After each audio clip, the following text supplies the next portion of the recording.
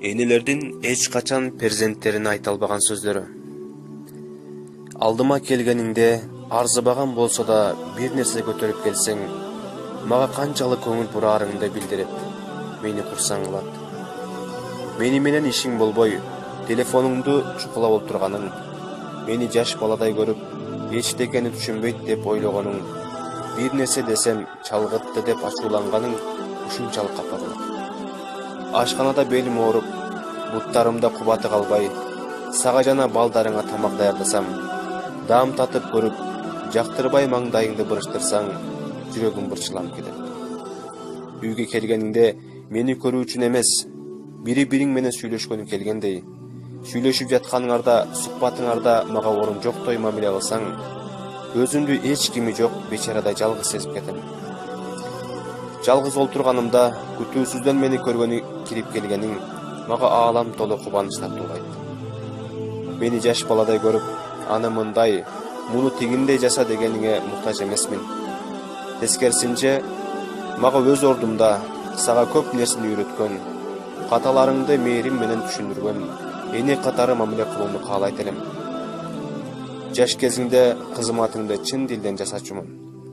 Азыр эми менин да сага айта албаган муктаждыктарым бар.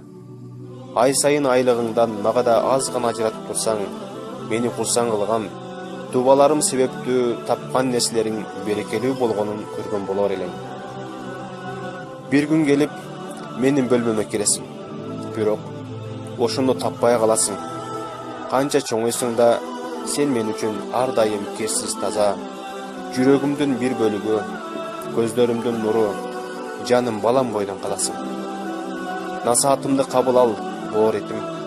Сага катуулук көрсөтүп, канчалык урушуп тилдеген болсом да, сени дайыма жакшы көргөнмүн.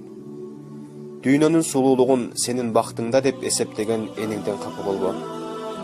Арыктагы суу ылдый карай аккандай, сен дагы мага караганда балдарыңа көбүрөөк мээримди төгөсүң. Инсандын табияты ушундай, эне балам десе, баласы да балам дейт. Ошондуктан Алла Таала Куранда перзенттериңерге дебестен ата-энеңерге жакшылык кылгыла деди. Роббиң өзүнө гана ибадат кылууңарды жана ата-энеңерге жакшылык кылууңарды буйрду. Эгер ата-энеңердин бирөө же экөө тең колуңарда карылыкка жетсе, аларга эч качан уф дебе.